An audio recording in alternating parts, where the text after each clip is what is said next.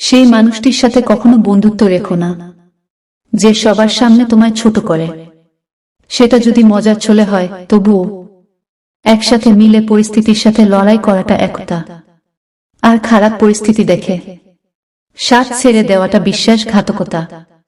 নিজের সিদ্ধান্ত কখনো অপরকে নিতে দিও না, বিশেষ করে সেটা যদি তোমার এডুকেশন, বিবাহ, বাচ্চা অথবা ব্যবসার সাথে জুড়ে থাকে। বাড়লে বয়স বন্ধু কমে, শুধু ফোনের কন্টাক্ট এ নাম্বার জমে। বউয়ের 3টি কাজ আপনাকে তাড়াতাড়ি বুড়ো করে দেয়। 1. যদি সে মানসিকভাবে আপনাকে ভেঙে দেয়। 2. নিয়মিত কানের কাছে ঘ্যানর ঘ্যানর করলে। 3. স্বামীকে শারীরিক সুখ দিতে না পারলে। ব্যাংকে যদি সোনার ইটের উপরেও বসাও, তাহলেও সে লাফিয়ে নালাতেই যায়। কিছু মানুষও ঠিক এমনই হয়। অনেক সুন্দরী বউ হলে পুরুষকে চাকরির সাথে চৌকিদারিও করতে হয়। তাদের থেকে অনেক দূরে থেকো। যারা তোমাকে মিথ্যা বানোয়াট বলে, তোমাকে তুচ্ছতাচ্ছিল্য করে, তোমাকে ব্যবহার করার জন্য মায়া দেখায়, অসম্মান করতে দ্বিধাবোধ করে না, কারো প্রতি অতি বিনয়ী হতে নেই। এতে নিজেকে চরম মূল্যহীন হতে হয়। হাতটা ধরার আগে ভাবো, কতটা শক্ত করে ধরলে শেষ অবধি ছুটবে না। অর্থ মানুষের অবস্থার পরিবর্তন করতে পারলেও অনেক ক্ষেত্রেই স্বভাব পরিবর্তন করতে পারে না। ভরসা তাকে করো যে তোমার 3টে জিনিস বুঝবে: হাসির মাঝে থাকা দুঃখ, রাগের পেছনে থাকা ভালোবাসা, চুপ থাকার পেছনে কারণ। ভাগ্যে থাকলে হবে, আর না থাকলে হবে না। এই একটি কথা বলে প্রত্যেকটি মানুষ প্রত্যেকটি দিন নিজেকে সান্ত্বনা দেয়। মেয়েরা বাড়িতে থাকলে ফুল অন এনার্জি থাকে, কাজ করতে মন না চাইলেও কাজ করে। আর বাপের বাড়িতে থাকলে প্রেশার লো করে শরীরই চলে না। কষ্টের ভাষা শুধু চোখের পানি হয় না, কখনো মিষ্টি একটা হাসির মাঝেও কষ্ট লুকিয়ে থাকে। যারা আপনাকে দেখে ভেতরে ভেতরে জ্বলে, তাদের কখনো ঘৃণা করবেন না, কারণ এরাই সেই মানুষ যারা কিনা বোঝে যে আপনি তাদের থেকে সত্যিই উত্তম। যখন সান্ত্বনা দেওয়ার মতো কেউ থাকে না, তখন নিজের সান্ত্বনা নিজেকেই দিতে হয়, হোক তা আবেগ লুকাতে কিংবা বাস্তবে নিজেকে সামলাতে। জীবনে ওঠাপড়া থাকবে, সুখ দুঃখ থাকবে, তাই বলে পিছিয়ে যেতে নেই। দেখবে একটা সময় তুমি প্রতিষ্ঠিত হবার পর সবাই তোমাকে গুরুত্ব দিবে। শুধু ভালোবাসা দিয়ে সংসার টেকে না, দরকার আছে বিশ্বাস, মায়া, অভিমান, দায়িত্ববোধ এবং অপেক্ষা। ভদ্রতা 1বার, 2বার, 3বার দেখাবেন। তারপর যখন দেখবেন আপনার ভদ্রতাকে অন্যরা দুর্বলতা ভেবে আঘাত করতে শুরু করেছে, তখন আপনার ভদ্রতা পকেটে রেখে তাকে তার ভাষায় জবাব বুঝিয়ে দিবেন।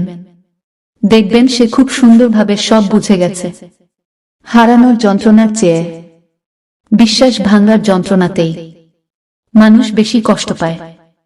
ধোঁকা হচ্ছে একজন মানুষকে মানসিকভাবে মেরে ফেলার সবচেয়ে বড় হাতিয়ার। সম্মান বাঁচাতে কখনো কখনো নীরব থাকতে হয়। সব যুদ্ধে এগিয়ে যেতে নেই, জয়ের জন্য কখনো কখনো পিছিয়ে আসতে হয়। সবসময় সব সম্পর্ক আঁকড়ে ধরতে নেই, সম্পর্ক বাঁচাতে কখনো কখনো দূরে থাকতে হয়। কেউ যখন বুঝতে পারবে আপনি তার জন্য পাগল, তখনই সে আপনাকে অবহেলা করতে শুরু করবে। এটাই বাস্তবতা। জোর করে কারো আপন হওয়া যায় না, হয়তো কিছুটা সময় আপন সেজে থাকা যায়। যার যোগ্যতা যত কম, তার অন্যকে খোঁচা মারার দক্ষতা তত বেশি।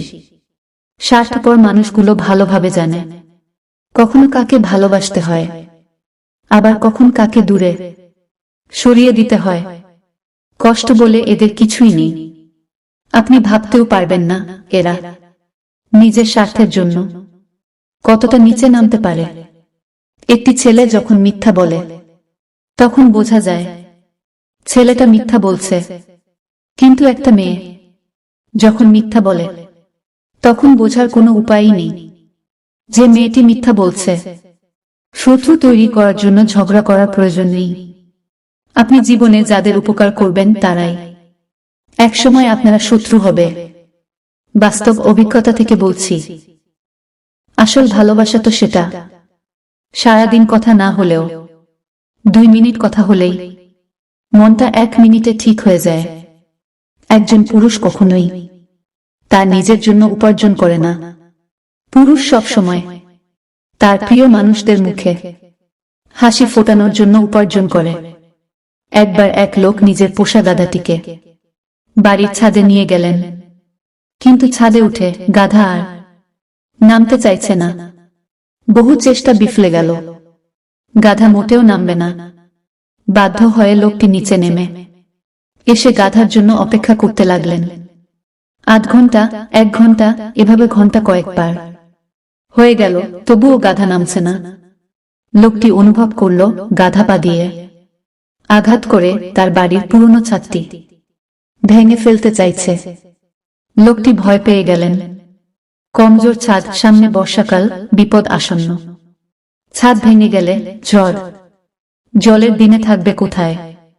বাধ্য হয়ে আবার ছাদে উঠলেন গাধাকে নিচে নামানোর প্রচেষ্টায়, কিন্তু গাধা নামতেই চায় না। ছাদের উপর ক্রমাগত লাথি মেরে চলেছে। লোকটি শেষমেশ গাধাকে ধাক্কা মেরে নিচে নামানোর চেষ্টা করতেই গাধা লোকটিকে কয়েকবার লাথি মেরে ছাদ থেকে নিচে ফেলে দিল। ভীষণ রকম আঘাত হয়ে লোকটি মাটিতে পড়ে রয়েছেন।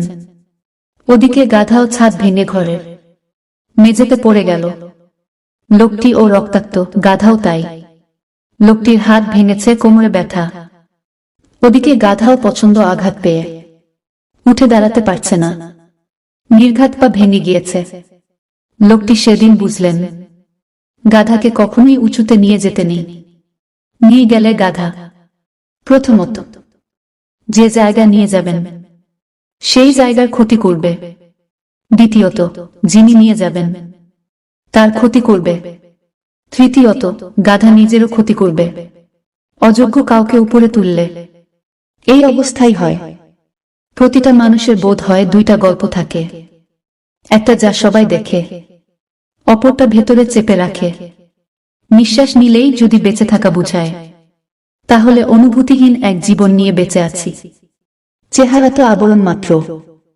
তুমি কেমন সেটা তোমার ব্যবহারের উপর নির্ভর করে প্রকাশ পাবে। মানুষ তখনই তোমায় কষ্ট দিবে যখন তুমি তাকে নিজের থেকেও বেশি ভালোবাসবে। অবশেষে মানতে হলো সময়ের সাথে সাথে কাছের মানুষগুলো ও বদলায়। যারা অজুহাত দেখিয়ে চলে যায় তাদের কি আদৌ ফেরানো যায়? চলে যেতে চায় বলেই তো তারা অজুহাত দেখায়। আল্লাহ ভেঙে যাওয়া জিনিসের ব্যবহার খুব সুন্দর করে করেন। শুধুমাত্র সময়ের অপেক্ষা। সময় তো চলেই যায় সময়ের নিয়মে।